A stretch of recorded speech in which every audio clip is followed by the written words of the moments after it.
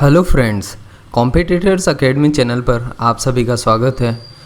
आज की इस वीडियो में हम आरएएस मेंस एग्ज़ाम के सिलेबस और बुक लिस्ट के बारे में देखेंगे। इस वीडियो में पेपर 1 की हिंदी और इंग्लिश मीडियम की बुक्स के बारे में बताया जाएगा। तो दोस्तों, जैसा कि आपको पता है कि मेंस का सिलेबस काफ़ी बड़ा है, काफ़ी वास्ट है, तो इसको 4 पार्ट्स में डिवाइड किया गया है एज़ पर पेपर वाइज, जैसे पेपर 1, 2, 3 और 4। तो आप इस वीडियो के साथ बने रहें। मेंस के सिलेबस को देखने से पहले हम कुछ बातों का ध्यान रखते हैं कि मेंस के एग्ज़ाम में टोटल नंबर ऑफ सीट्स का 15 टाइम्स स्टूडेंट्स को सेलेक्ट किया जाएगा और ये दोस्तों सिलेक्शन होगा कैटेगरी वाइज। अब जैसे कि एक एग्ज़ाम्पल देख लो कि अगर 100 स्टूडेंट्स जनरल कैटेगरी से सेलेक्ट किए जाएंगे तो 100 को 15 से मल्टीप्लाई कर दें हम, तो 1500 जनरल कैटेगरी से बच्चे सेलेक्ट किए जाएंगे। ठीक है, तो आप इस तरीके से आप अदर कैटेगरीज़ के लिए भी देख सकते हैं। और टोटल सीट्स से अगर 1000 सीट्स हैं तो 15,000 बच्चों को सेलेक्ट किया जाएगा। एक इस तरह से आप अंदाज़ा लगा सकते हैं। ठीक है, इसके अलावा हम देखें कि इसमें जो है 4 पेपर होंगे मेंस के एग्ज़ाम में। तो 4 पेपर में से 3 पेपर्स दोस्तों जनरल स्टडीज़ के होंगे जो कि 200 मार्क्स के होंगे और 3 घंटे की ड्यूरेशन दी जाएगी हर एक पेपर में। इसके अलावा आप देखिए कि एक 4th नंबर का पेपर है और राजस्थान में आरएएस एग्ज़ाम में जनरल हिंदी और जनरल इंग्लिश का एक सेपरेटली एक और 4th नंबर का पेपर है जो लिया जाता है। तो यहाँ पे इसका वेटेज भी 200 मार्क्स का है और इसकी ड्यूरेशन 3 घंटे की होगी। तो आपको इस सब्जेक्ट को बिल्कुल भी इग्नोर नहीं करना है दोस्तों। ये सबसे इम्पोर्टेंट साबित होता है जब आपको रैंक एग्ज़ाम में लानी होती है। अच्छी रैंक लाने के लिए जनरल हिंदी और जनरल इंग्लिश में मार्क्स अच्छे आना ज़रूरी है। ये मान करके चलिए कि जनरल स्टडीज़ के 1, 2 और 3 के पेपर में अगर टॉपर्स होंगे तो उनके मोटा मोटी आसपास ही मार्क्स होंगे। तो चलिए दोस्तों, अब हम आगे चलते हैं और पेपर 1 के बारे में देखते हैं, डिस्कस करते हैं। तो आपने अगर आरएएस प्रीलिम्स की वीडियो नहीं देखी है तो आप वो भी देख लेना, क्योंकि उसमें आरएएस प्रीलिम्स एग्ज़ाम के सिलेबस को मैंने काफ़ी अच्छे से डिफाइन किया है और साथ में बुक लिस्ट बनाई हुई है। तो आप या तो आई बटन पर क्लिक करके देख सकते हैं उस वीडियो को, या फिर आप डिस्क्रिप्शन बॉक्स में जा कर के लिंक पर क्लिक करके उस वीडियो को ज़रूर देख लेना, ताकि आपको आरएएस प्रीलिम्स एग्ज़ाम में किस तरह से तैयारी की जाए और तैयारी दोस्तों स्मार्ट वे में तैयारी किस तरीके से की, तो आप उस वीडियो को ज़रूर देखना। अभी आगे बढ़ते हैं। तो पेपर 1 में दोस्तों जो इस पेपर 1 को डिवाइड किया गया है वो 3 यूनिट्स में किया गया है। पहली यूनिट में तो हिस्ट्री के टॉपिक्स हैं, तो हिस्ट्री के इस यूनिट 1 को भी 3 पार्ट्स में डिवाइड किया गया है। अब आप यहाँ पे देखिए कि ये 200 नंबर का पेपर होगा पूरा। ठीक है, अब पेपर में जो क्वेश्चन पूछने का इनका पैटर्न है वो कुछ इस तरह से है कि इसमें 2 मार्क्स, 5 मार्क्स और 10 मार्क्स के क्वेश्चन पूछे जाते हैं। तो दोस्तों यहाँ पे देखिए, ये हिस्ट्री में राजस्थान की हिस्ट्री पे काफ़ी फोकस किया गया है और ये पार्ट ए में किया गया है। और यहाँ पे जो आपको बुक्स की ज़रूरत पड़ेगी पार्ट ए को, जो कि राजस्थान की हिस्ट्री है, उसको कवर करने के लिए, तो आप LR भल्ला की बुक से पढ़ें अगर आप इंग्लिश मीडियम के स्टूडेंट हैं, और आप लक्ष्य की बुक से पढ़ें अगर आप हिंदी मीडियम के स्टूडेंट हैं। दोस्तों ये जो 2 बुक्स हैं ये मैं इसलिए बता रहा हूँ, ये एक रेफरेंस की तरह आपके लिए काम करेगी। ठीक है, बाकी आपको जो मेनली अपनी पढ़ाई करनी है वो स्प्रिंग बोर्ड कोचिंग के नोट्स हो सकते हैं, या फिर अगर उत्कर्ष कोचिंग अपने इंग्लिश में नोट्स निकाल देती है तो आप उनको भी फॉलो कर लेना। और हिंदी मीडियम के स्टूडेंट्स के लिए तो ये दोनों कोचिंग्स ही अच्छी है। ठीक है, तो हिंदी मीडियम के स्टूडेंट्स किसी भी कोचिंग के नोट्स फॉलो कर सकते हैं। ठीक है, अभी आगे बढ़ते हैं। अभी इसके सिलेबस को अगर देखें तो मैं कुछ इस सिलेबस में कुछ मोटी मोटी बातें बता देता हूँ आपको कि क्वेश्चन जो होता है, क्वेश्चन पेपर में पढ़ाई जो की जाती है वो एक्चुअली ये सिलेबस हो गया आपके सामने होना चाहिए। सिलेबस के अलावा आपके सामने प्रीवियस ईयर का क्वेश्चन पेपर ज़रूर होना चाहिए, और जितने भी पिछले 3 या 4 साल के क्वेश्चन पेपर्स होते हैं उनको आप बहुत अच्छे से पढ़ें, क्योंकि दोस्तों प्रीवियस ईयर क्वेश्चन पेपर्स के बेसिस पे ही हम ये डिसाइड कर पाते हैं कि हमें किस तरीके से कितने एरिया में फोकस करना है, ठीक है। फॉर एग्ज़ाम्पल अगर हम बात करें जैसे सेंट लोक देवता, ये राजस्थान में मिलते थे, तो इनके बारे में अगर देखोगे तो राजस्थान में तो जाने कितने सारे लोक देवता मिलेंगे, लेकिन जो एग्ज़ाम में क्वेश्चन आएगा वो उस पार्ट से आने की संभावना ज़्यादा होगी जो कि राजस्थान के मेन लोक देवता थे। तो आप जो मुख्य मुख्य राजस्थान में किरदार हुए हैं उनके ऊपर ज़्यादा ध्यान दें। जैसे कि फोक म्यूज़िक है तो उसमें राजस्थान का अगर मान लो कोई यूनेस्को वाला म्यूज़िक है जिसको यूनेस्को का कोई टैग वैग मिला हुआ है, ठीक है, या फिर राजस्थान में कोई फेयर है, मेले का आयोजन होता है अगर राजस्थान में, और वो कोई उसकी जो है बहुत ख्याति प्राप्त है वो, तो उसके ऊपर ज़्यादा फोकस करें मेंस पर्सपेक्टिव से और उसके बारे में डिटेल में पढ़ें। और एक बात का ध्यान बहुत ज़रूर रखें कि आप जो भी पढ़ाई कर रहे हैं आप इनमें से किसी के भी अंडर में सब टॉपिक जो भी पढ़ रहे हैं उसको इस तरह से प्रिपेयर कर रहे हैं कि अगर वो 2 मार्क्स का क्वेश्चन आता है तो आप 2 मार्क्स के अकॉर्डिंग 20 वर्ड्स के अंदर में आंसर लिख सकें। अगर 5 मार्क्स का आ रहा है तो 5 मार्क्स के अकॉर्डिंग आंसर लिख सकें, क्योंकि इनसे तो जनरली इतना ही आ सकता है, मैक्सिमम 2 या 5 मार्क्स के क्वेश्चन। बट अगर कोई क्वेश्चन 10 मार्क्स का क्वेश्चन आता है तो आपको रेडी रहना उस टाइम पे कि आप 10 मार्क्स का क्वेश्चन भी कवर कर सकें। एक बात मैं और बता देता हूँ कि इस वीडियो की जब PDF बनेगी तो उस PDF को आप हमारे टेलीग्राम चैनल का लिंक, जिसको मैं डिस्क्रिप्शन बॉक्स में दे दूँगा, उसमें जा कर के आप इस PDF को डाउनलोड कर सकते हैं। हालांकि ये PDF आपको राजस्थान RPSC की वेबसाइट पर भी मिल जाएगी, लेकिन इस PDF में मैंने इस तरह से कुछ लिंक्स दे रखे हैं जिससे आपको पता चल जाएगा कि कौन कौन सी बुक्स आपको रेफ़र करनी होगी, ठीक है। तो अभी देखते हैं नेक्स्ट है दोस्तों जो पार्ट बी में है वो है तो इंडियन हिस्ट्री और कल्चर के बारे में है पार्ट बी में। तो अब आप इसको कहाँ से कवर करेंगे, तो दोस्तों यहाँ पे देखिए कि यहाँ पे एंशियंट हिस्ट्री है जिसमें आप नितिन सिंघानिया से कवर कर सकते हैं, और इसके अलावा 11th क्लास की NCERT ये काफ़ी अच्छी बुक है। नितिन सिंघानिया में आपको डायरेक्टली बिल्कुल टॉपिक मिल जाएंगे, काफ़ी अच्छे से सब डिवाइडेड दे रखा है। इंग्लिश मीडियम के स्टूडेंट के लिए नितिन सिंघानिया अच्छी बुक रहेगी। बाकी आप NCERT से पढ़ सकते हैं, ये हिंदी और इंग्लिश मीडियम में सब में अवेलेबल होती है क्योंकि, ठीक है। इसके अलावा मॉडर्न हिस्ट्री की बात करें तो बिपिन चंद्रा और 12th क्लास की NCERT काफ़ी अच्छी रहेगी आपके लिए। और मीडिएवल की बात करें तो 11th क्लास की NCERT से पढ़ लें, वो बहुत मोर देन सफिशेंट होगी, ठीक है। इसके अलावा अगर वर्ल्ड हिस्ट्री की बात करें तो वर्ल्ड हिस्ट्री को दोस्तों RS के एग्ज़ाम में कुछ ज़्यादा ही इंपॉर्टेंस दी गई है, जो कि पार्ट C में स्पेशली डिफाइन किया गया है वर्ल्ड हिस्ट्री के बारे में।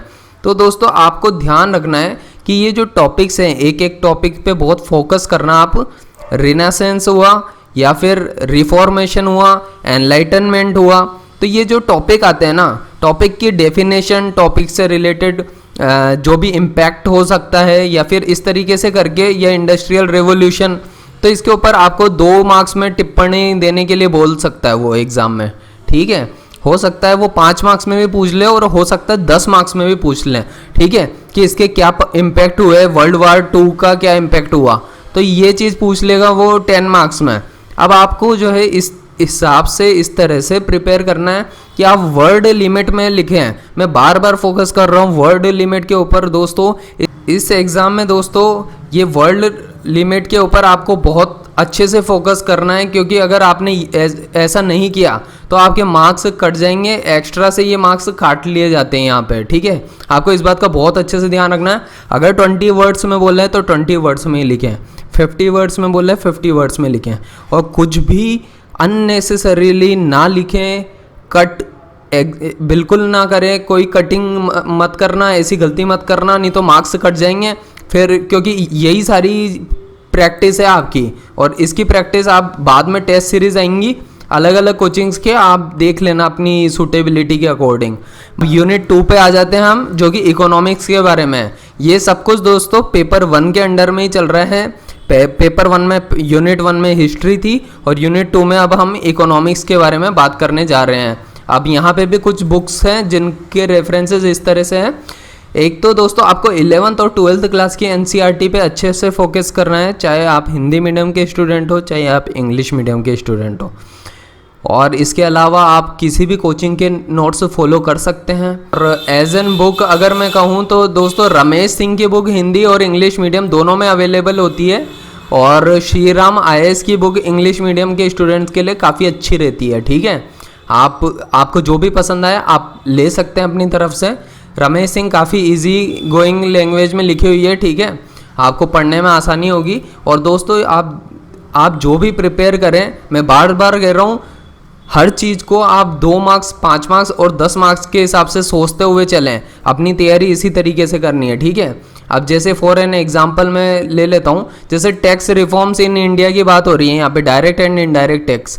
हो सकता है एग्जाम में आपसे सिर्फ मेंस में इनकी डेफिनेशन पूछे, जो कि 2 मार्क्स के फॉर्म में पूछी जा सकती है, या फिर ये पूछ ले कि इंडिया में जो डायरेक्ट टैक्सेस हैं वो कितने टाइप के हैं, उनके नाम लिखो, ऐसा भी पूछा जा सकता है। तो ऐसे क्वेश्चन बनते 2 मार्क्स में। 5 मार्क्स में बनेगा तो क्या बनेगा कि डायरेक्ट और इनडायरेक्ट टैक्सेस के बीच में डिफरेंस बताओ, ऐसा क्वेश्चन बनेगा 5 मार्क्स के क्वेश्चन में। और अगर मान लो 10 मार्क्स का क्वेश्चन बनाना हो उसको, तो वो इस तरह से बनाएगा कि भाई इंडिया में जो GST लॉन्च हुआ है, गुड्स एंड सर्विसेज टैक्स, तो उसके बारे में डिटेल में डिस्क्राइब करो, या उसकी जो भी मेन इंपॉर्टेंट फीचर्स हैं उसके बारे में पूछा जा सकता है, या उसका इंडिया पे क्या इम्पैक्ट होगा, इंडिया की इकोनॉमी पे क्या इम्पैक्ट होगा। इस तरीके से क्वेश्चन पूछे जाते हैं 10 मार्क्स में। तो आपको इस तरीके की सोच के साथ अपनी पढ़ाई करनी है। आपको हमेशा syllabus, previous year question paper, और थर्ड चीज़ है इम्पोर्टेंट, जो ये मैं जो बुक लिस्ट बता रहा हूँ या कोचिंग्स के नोट्स जो होते हैं उनको साथ में रख के पढ़ाई करनी है। इसी तरीके से आपको आगे बढ़ना है, और आपको हर चीज़ टू द पॉइंट याद होनी चाहिए। ऐसा नहीं होना चाहिए आप कुछ भी लिख करके आ रहे हो एग्ज़ाम में, आपको नंबर नहीं मिलेंगे। आप भले से बाद में आपको रियलाइज़ होगा इस बात के बारे में।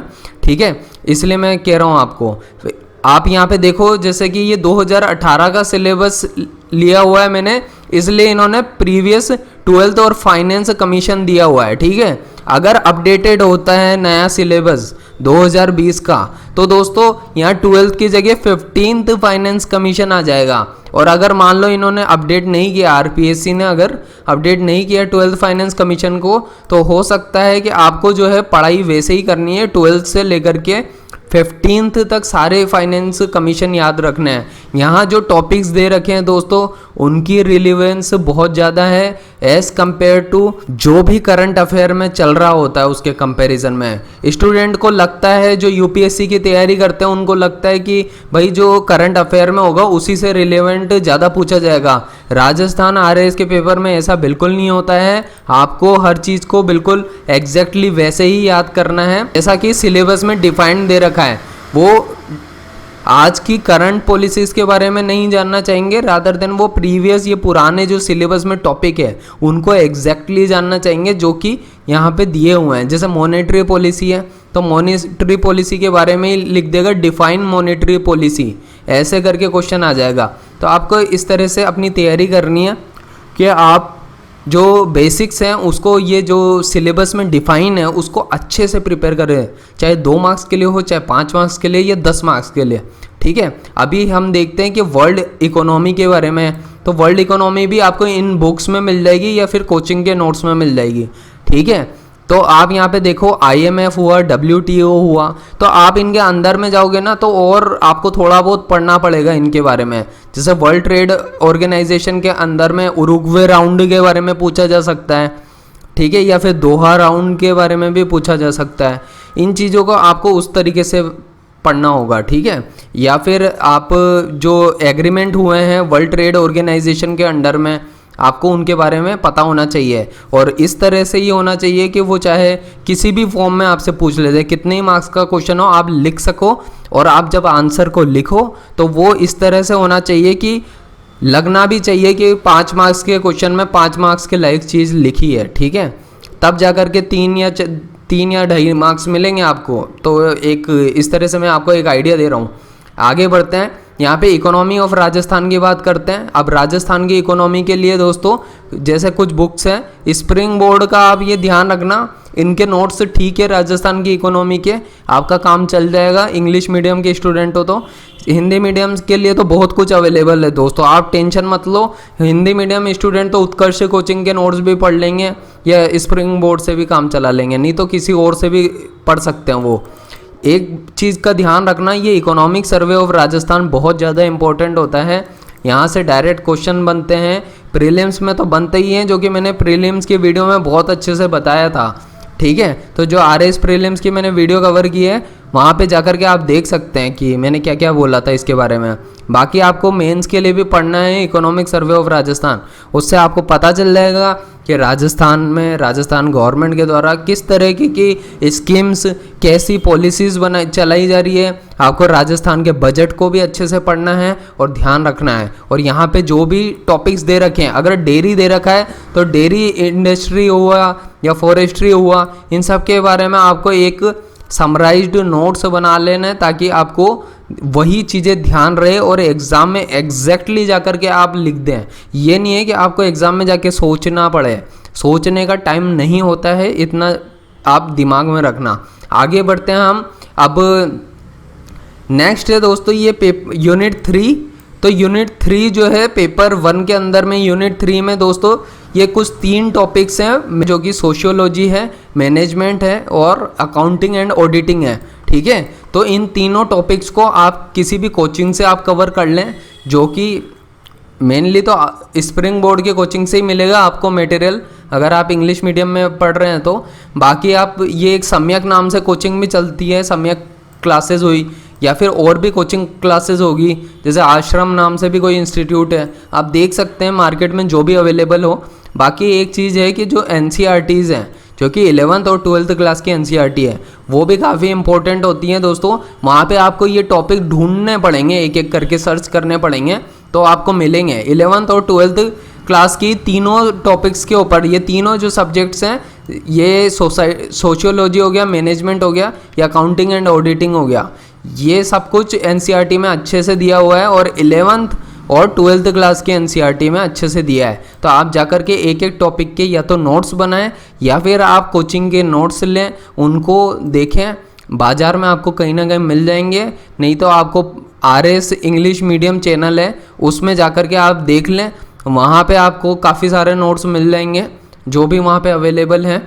ठीक है, तो आप देखिए यहाँ पे ये जो टॉपिक्स हैं, ये आपको गूगल सर्च भी कर सकते हो, अगर कोई टॉपिक नहीं मिल रहा है तो वो भी आप अपने नोट्स बना सकते हो प्रॉपर्ली। आपको इनके जो नोट्स बनाने हैं वो 2 नंबर या 5 नंबर के क्वेश्चन के अकॉर्डिंग बनाने होंगे। ठीक है, यहाँ पे 10 मार्क्स के क्वेश्चन नहीं पूछे जाते हैं यूनिट 3 से। आप प्रीवियस ईयर क्वेश्चन पेपर्स को अच्छे से देख लें, उस अकॉर्डिंग अपनी तैयारी करें। ठीक है, तो दोस्तों इस वीडियो में तो पेपर 1 को कवर किया था, अब मैं नेक्स्ट वीडियोस में बाकी सभी पेपर्स को भी कवर करूँगा, और उसके लिए जो आइडिया दिया जा सकता है वो मैं देने की कोशिश करूँगा। तो दोस्तों अगर आपको वीडियो पसंद आई हो तो आप वीडियो को लाइक ज़रूर करें, ताकि मेरा मोटिवेशन बढ़े और मैं आगे की वीडियोस को जल्दी से जल्दी बनाने की कोशिश करूं। और इसके अलावा इस वीडियो को शेयर ज़रूर करें अपने सभी दोस्तों के साथ। तो चलिए दोस्तों, अब वीडियो को हम एंड करते हैं। Thank you for watching the video.